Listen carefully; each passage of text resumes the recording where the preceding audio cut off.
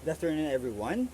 So for our topics for today, we have two process analysis tools, and we're going to focus on the other half of the lecture on root cause analysis. Okay? So many organizations, many hospitals, especially those in healthcare, are said to be data rich but information poor. What do we mean by that? It means institutions such as hospitals collect a lot of data. So for example, sa isang duty pa lang, di ba? Ang dami na kinokollect ng information ng medical chart from the nurses to doctors as well. Okay? However, what's lacking is the failure to synthesize this into usable information. So that's what we intend to learn today. So how could we utilize data? What tools can we use to leverage this data so that we could identify any problems and find the causes of these problems? Healthcare information systems are designed to collect data on individual patients and distribute it to the individual caregiver. So in other words, for example, kung gumawa ka ng lab test, so yung makuha mong data, information na yon corresponds only to one patient. And tatransmit yon to the doctor. So what's missing there? There's a failure to provide information on how the system is performing for groups of patients. So walang synthesis. Okay? Also, providers are trained to focus on the needs of the individual patient. Kaya nga, di ba, patient-centered yung ating care. However, the skills required for quality management, such as taking a population-based perspective, are not emphasized in medical education. This leaves providers ill-prepared to interpret systemic performance data. So, yung skills ng clinician ay iba sa skills ng isang hospital administrator. So, yung mga matutunan natin ngayon, yung mga pwedeng gamitin ng mga hospital administrator. Okay? In order to improve the performance of their institutions. So for our objectives for the first half of our lecture, we're going to learn the difference between data, information, and knowledge. Also, we're going to learn about the 4 different uses of these tools that synthesize data. First, we could use these tools to identify problems. Aside from that, we could use them to identify the potential causes of these problems. And lastly, or third, we could use this to reduce the list of potential solutions. In other words, what are the ways to prioritize the solutions? And lastly, the fourth use of these tools is to monitor the effectiveness of solutions during the implementation phase. So for the first objective, what's the difference between data, information, and knowledge? So data could be numbers, text, or images. It is an organized information, meaningless outside of context. So nandyan yung mga number of patients that have underwent this kind of error. So nandyan din yung mga photographs of certain problems or defective health materials. Okay? While information refers to organized data that answers questions and provides insight. So when you put those numbers into a graph or into a useful table, then you have translated it into information. Okay? So you create information by putting data into context, analyzing it, so looking if there are any trends, upward or downward trends, and summarizing it.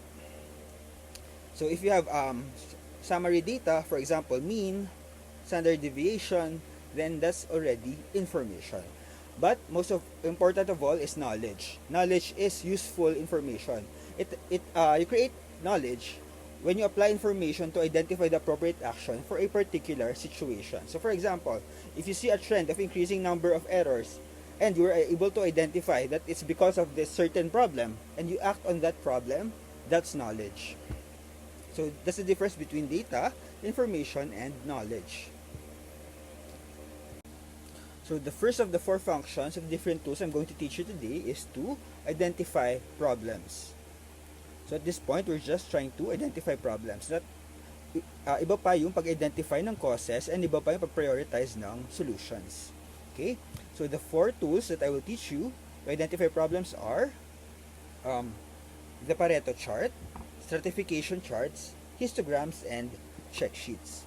So Pareto charts are just built on the Pareto principle, which says that 80% of problems are caused by 20% of causes, meaning you could identify major issues from minor issues. So it's a way of prioritizing your problems or your issues. Stratification charts, on the other hand, stratify based on different categories. So it helps you identify potential causes. Third would be histograms. They display the frequency of continuous data. Lastly, we have check sheets in which you just list your data. As I have mentioned, the Pareto chart is based on the Pareto rule.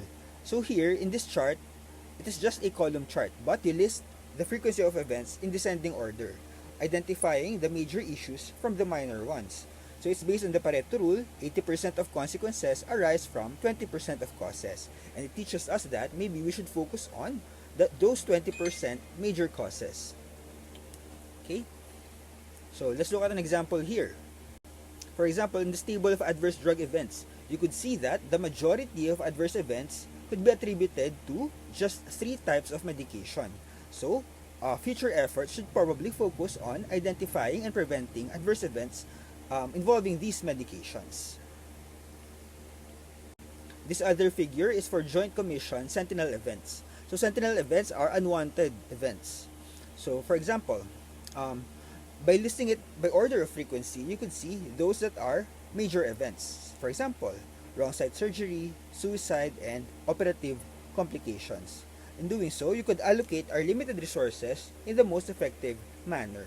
So, improvement efforts should begin on these high-frequency events. So, it's a way of prioritizing things. Stratification charts naman, you just divide your data into different strata. So, you could divide based on many things.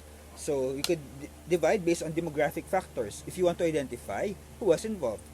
You could divide them based on what medications they take, on the location, for example, which ward 1 to 14. And you could also stratify based on when it happened. So, let's look at this example. So, in this one, we have stratified data on patient falls. So, what could we see here? So, when we stratify the data based on age, you could see the majority of cases happens among elderly, those above 60 years old. Also, when we look, when we divide them based on their level of medication or amount of medication, we could see that the patients typically involved are either heavily or moderately medicated. So because of that, we could focus our efforts on those patients who are heavily medicated and are elderly.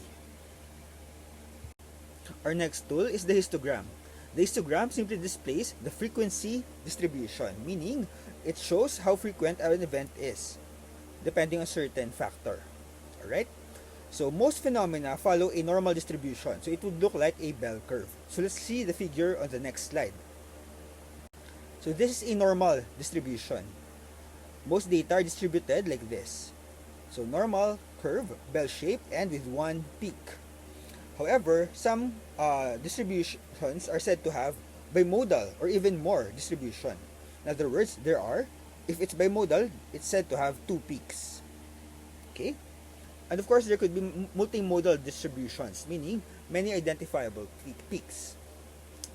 Data could also be skewed to the left and skewed to the right as well.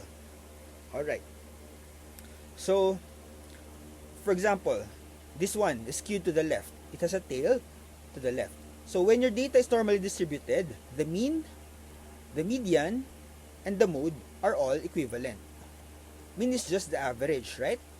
While median is the middlemost value. If you arrange your data from highest to lowest, the middlemost value is going to be the median, while the mode is the most frequent value.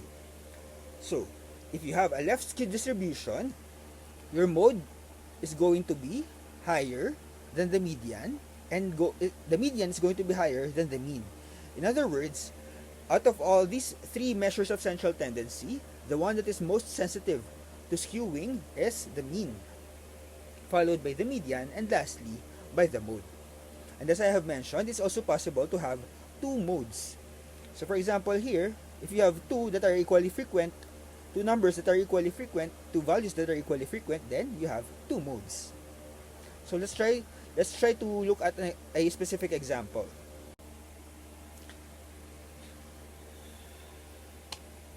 For example, in this histogram, which shows a distribution of the length of stay of patients. Alright? So, you could have a 0 length of, you couldn't have a negative length of stay. So you have a lower limit, which is 0. But you could have no upper limit. As you would know, some patients in the hospital stay for several months. So for this, you could see that what's the type of distribution here? It's actually skewed to the right. And if you identify the mode, it's going to be probably this. Then the median is somewhere greater than that, and the mean is going to be affected most by the skew. Okay? And finally, our fourth and last tool for identifying problems is the check sheet. So you could think of the check sheet as simply a tally. It's for easy data collection. It could be used for day-to-day. So what could you tally? So you could tally the variability of a process output. For example, the wait type of patients, those waiting for a clinic, for a consult in the clinic. You could also tally the defective item. Or you could also tally the defective location or any other factor, to be honest. Okay? To illustrate this better, let's look at a specific example. In this process distribution check sheet, they have simply tallied how long a patient has waited in a clinic. So they have tracked the data over 7 days. So from here, you could already know how long patients typically wait. Is it 15 minutes? Is it 1 hour? There. As easy as that. And then from this day-to-day check sheet, you could summarize this later on into a histogram, for example. And from there, you could get specific summary information such as what's the median wait time of patients, what's the average wait time of patients. So those were the tools used to identify problems. So it just tells you whether a problem is occurring. So have wait times been longer than usual or not? Okay, but now we're going to look into tools that could be used to identify causes. And for that, we have 3: cause and effect diagrams, scatter diagrams, and flow charts. So what's the difference between these 3? Your cause and effect diagrams tries to identify a particular cause. You try to list the different causes leading to a problem. And we're going to discuss this later on. A specific kind of this is the root cause analysis. It's going to be discussed in the latter half of our lecture. The other tool is the scatter diagram. A scatter diagram, you just plot on the x and y axis. So you need 2 continuous variables in order to have a scatter diagram. And lastly, the flow chart. In the flow chart, you just list you try to identify the different steps involved in a particular process. Okay, so let's start first with the cause and effect diagram. The cause and effect diagram is also known as a fishbone or Ishikawa diagram based on the person who developed it. It's a structured framework for brainstorming the potential causes of a problem. And it's called a fishbone diagram because it looks like the bones of a fish. So parang ito yung ulo niya, no? Tapos parang ito yung mga buto. So how do you do it? How do you draw it? Then you just draw a central line. Then yung mga main branches niya would be the major causes at a 70 degree angle. So yan yung base sa reference natin. And then, under each major cause, you list the different sub-causes for each one of them. So it helps you organize your thoughts and helps to identify what are the major causes and the sub-causes that contribute to each of these sub-causes. Okay, let's look at a particular and concrete example. For example, if a wrong medication error happened in your ward, you then schedule a meeting and brainstorm with all the members of the team what are the possible causes that contributed to this wrong medication. So some of the major causes that may be identified may be staffing, drug labeling. So what specifically about staffing? Is it because there was not enough staffing, or were there new staff during that time? Were there beginners, no, or novices? For example, untrained individuals who was involved in preparing the medication. Or is it possible that the nurses or pharmacists were confused because of look-alike and sound-alike medications? So this tool just helps you organize your thoughts. What are the causes of the problem, and what are the sub-causes that contribute to each of these major causes? Our next tool is the scatter diagram. Scatter diagram is also known as an XY chart. Why is it called an XY chart? Because you plot your continuous data or continuous variables between the y-axis and the x-axis. And from there, you could generate any correlations. So for example, let's look at some of the examples here. So here, with increasing number of patient arrivals per hour, there's increasing wait time. So that's obvious, right? If you have more patients, they're going to wait for a longer time. How about for this next figure? Here, the relationship is inverse. So, with less staff on duty, the wait time increases. It's also possible that a variable could have no correlation whatsoever with another one. So, for example, here, the time of arrival has no correlation with the overall wait time. So doesn't matter whether the patient arrives 2 a.m. or 2 p.m. They still wait the same amount of time. So it depends on all of these factors depend on a per institution basis. That's why this tool is just used to find any correlations. And our last tool is the flow chart. The flow chart is used to represent a process using standardized symbols. For example, in this particular set of symbols, an inverted triangle is called an event, while a procedure is represented with a rectangle with vertical lines on each side. An operation could be represented with a circle or a rectangle. Okay, so from there, by identifying all the steps of a process from start to finish, you could identify is there any point that becomes a bottleneck that needs to have that to be optimized further. So that's the use of a flowchart. Moving on now to the third function of process analysis tools. Once you have identified whether there is a problem and you have identified the causes, next would be to optimize or prioritize the solutions. Okay, so the tools here are multi-voting and Q-sort. So these are just ways of voting. These are just voting systems. Alright, so here you just list all of your solutions to the problems you have identified. And then these are ways to prioritize for the team the corrective action.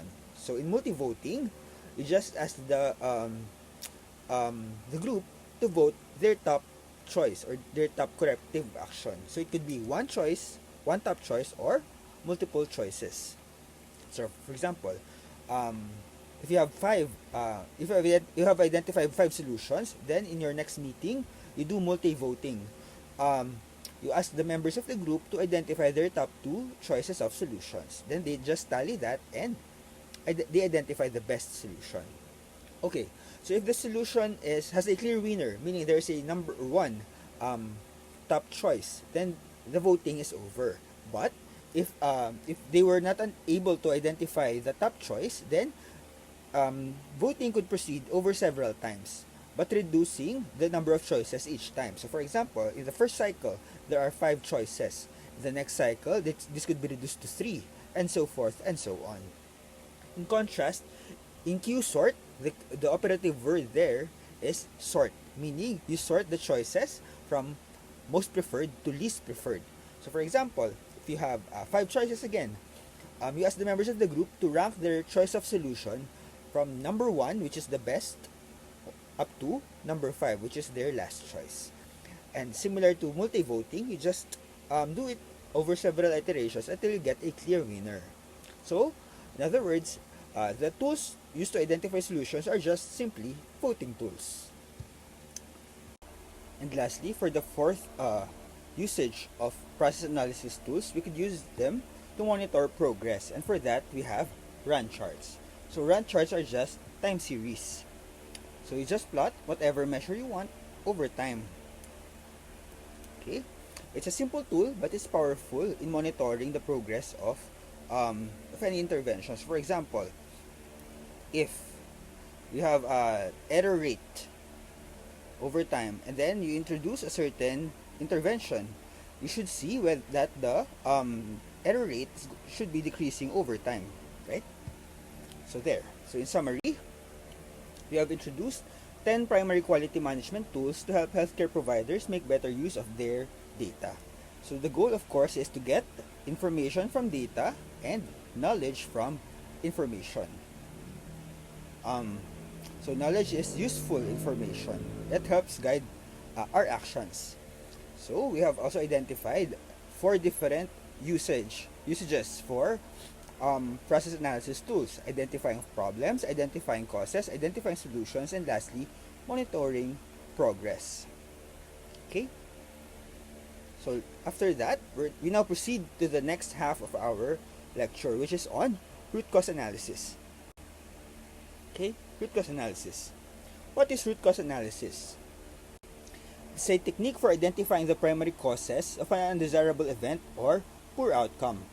It uses a systems perspective, assuming that poor outcomes are seldom due to a single failure, but are the result instead of a systemic breakdown. The goal here is not to place blame, but to understand why that event happened. So by identifying the causes of the event, we could prevent the causes and thereby prevent the event. So we're trying to prevent any sentinel event. So what's a sentinel event? A sentinel event is an event that has led to either death or severe physical or psychological injury. But for every sentinel event, there are no harm events as well as near misses. So these are errors that are unsafe, but they have not led to any actual harm. So in order to help visualize this, we have the Heinrich triangle and the Swiss cheese model. So who is Heinrich? Heinrich analyzed different industrial events. So ito, in the context naman siya of industry, so sa mga factories, sa mga pabrika. But applicable siya here in healthcare setting. So sabi niya, for every one major injury, there were 29 errors that led to minor injury. And a majority of unsafe practices actually did not lead to any injury at all. So around 300. So in other words, this could be any sentinel event could be seen as just the tip of an iceberg. So every time something deadly or something harmful happens, that just represents a number of very unsafe practices that have supported or led to their occurrence. Another thing is the Swiss cheese model. Error occurs when multiple layers of defense and safeguards line up, allowing a hazard to result in a loss. Right? So how could we prevent an error from being realized? We could prevent this by adding more layers of defense. Okay? So when errors happen, that's because of an alignment of various factors. That's what the Swiss cheese model teaches us. Before we proceed to discuss how the root cause analysis is actually done, we need to first tackle the different kinds of errors.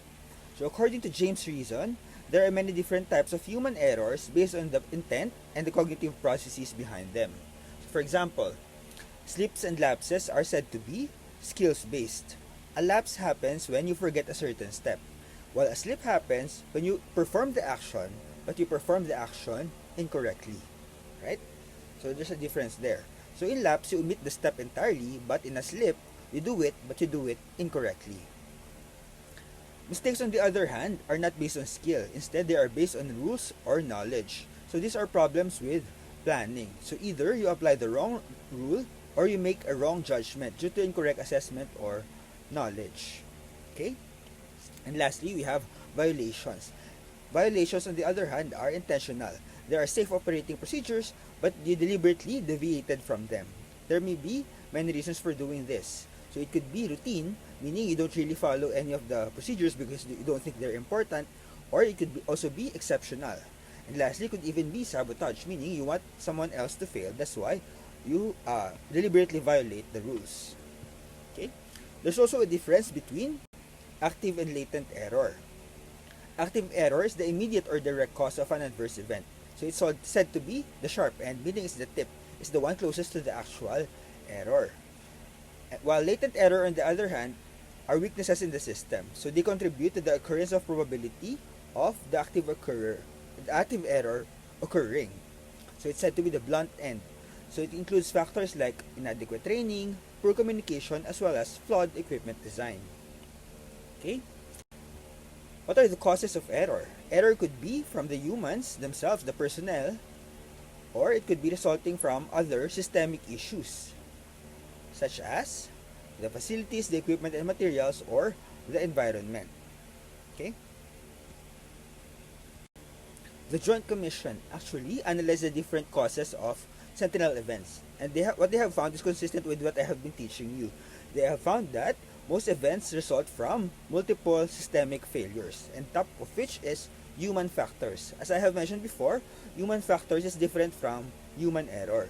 Human error is the day-to-day normal variation in the performance of a person, while human factors means the portion of the system or the factors in the system that interact with humans. Same with the concept of human factors engineering. Remember that?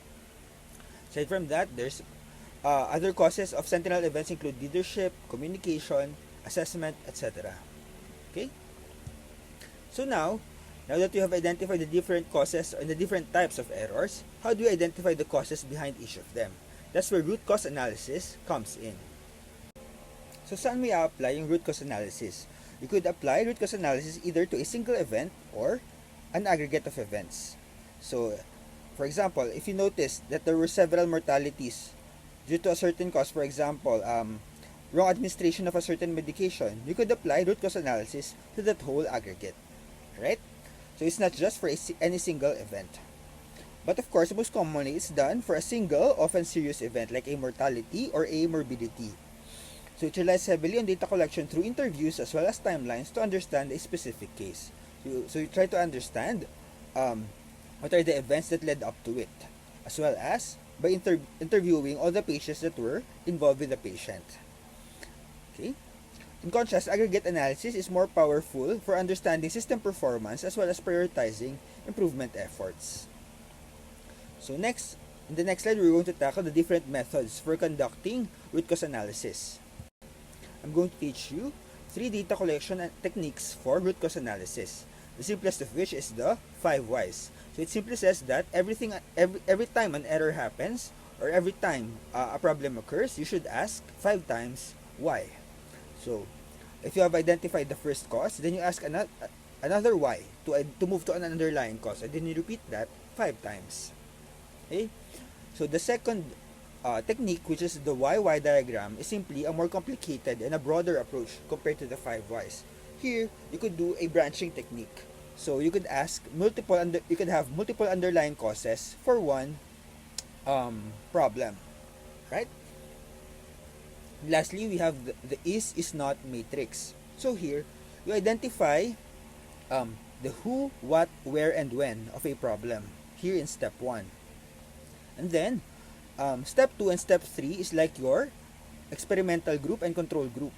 So, in step 2, you identify the situations in which the problem occurs. While in step 3, you identify the situations in which the problem does not occur.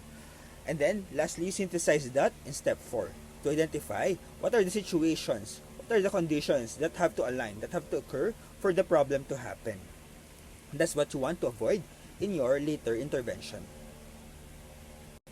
Those data collection techniques are used for single event analysis. But how about if you have multiple events? For this, you may aggregate your root cause analysis by transforming raw data from many incidents into useful information. So we're going to use the tools that we have mentioned earlier in our discussion. You could create a histogram, a frequency table, a Pareto diagram. All of these could be used to identify which problems are most common and to identify how we could prioritize our investigation. So you could break it down into different parts. And then for each part, you identify the causes of each. Okay? Once you have the causes of the problem, what are the safeguards that you could institute? So there are many safeguards that you can do. So they range from very strong to weak. So very strong include those that are physical and natural barriers. They physically prevent you from making the mistake. Strong safeguards include those involving information as well as inspection. So for example, if you put up reminders around the work area reminding you to do these things, and if you install an inspector to make sure that you're following the rules properly, those are strong as well. Weakest are those that are involving knowledge as well as administrative policies, because they are farthest from the actual site where the possibility of error could occur. Okay? So, but what should you choose? Should you only default to the very strong safeguards? Actually, you need to have a robust system that involves all of these safeguards. You need to have multiple layers of control, starting from the farthest ones, yung training, yung knowledge, as well as yung policies, and all the way up to the strongest, the physical and natural barriers. Now, before we end, let's look into two cases illustrating how root cause analysis could be used to benefit healthcare, starting with a single event um, root cause analysis. So in this case study entitled The Wrong Patient, we have two patients and both of their initials are JM. However, one is male and the other is female. So one is scheduled for a certain procedure. The other one is not. However, the patient, of course, was not consenting to be subjected to this procedure. So let's look at the active errors as well as the latent errors that happened here.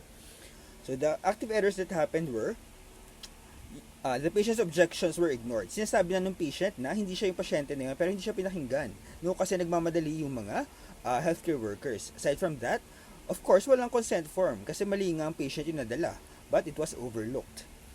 Chart info was disregarded and multiple caregivers failed to verify the identity. Simple lang naman, di ba? Kailangan lang tanungin, kayo po ba si patient JM, yung complete name. However, hindi nila ginawa. Because of this, halfway through the procedure na na-realize na maling procedure yung ginagawa sa maling patient. Okay? So what are the latent errors that happened there? Of course, it's the similar patient names as well as poor communication protocols. Bakit nga ba kailangang initials lang ng pasyente yung ginagamit? And of course, there was also a culture of proceeding without documentation. And there was no standardized patient ID protocol. So what could we do for that? We could have many corrective actions that we could do, but the most important, of course, is to mandate the use of multiple patient identifiers. You could place a wristband that need to be confirmed, and in hospitals nowadays, you ask the patient to verbally confirm whether they are this patient. And of course, before doing any patient transport, before wheeling the patient out of the ward, you need a signed order to verify that you are transferring the correct patient. Now, how about multiple event or aggregate event analysis? So let's look at an example. So this is a true study that has been performed on Veterans Administration facilities. This is in the US. So they looked at the root cause analysis of over 10,000 falls across 97 sites to identify the common causes and effective interventions. So how were they able to aggregate the results from different cases? They used, of course, descriptive statistics as well as frequency distributions and bar charts. Okay, so from there they were able to identify the frequency of the different root causes. Actually, most of the root causes were involving policies and procedures, and only a small portion were on the environment. But what were their key findings regarding intervention? They found that policy changes, although they are the most common root causes, led to little to no impact. And in fact, what were the most useful? The most useful were direct clinical changes, meaning actual on-the-ground interventions. And that's why it's important when we're designing interventions that target these root causes, we have to act on different levels and emphasis on those that are directly involved in the event. Okay, like the environment, like the actual physical and environmental barriers. Okay. So in summary, what is root cause analysis? It is a retrospective investigation to try to investigate the causes for a system failure. Take note that it is always retrospective, unlike some of the tools that we're going to learn in the next meeting. Aside from that, root cause analysis is not just for single events. You could also apply it to multiple events by aggregating the results. Okay? The goal here, of course, is not to find a person to blame, but to design and implement various safeguards acting at different levels to make sure that the event is not going to happen again in the future. Right? And that's it. That's our lesson for the process analysis tools as well as root cause analysis. If you have any questions, just message me. Thank you, everyone.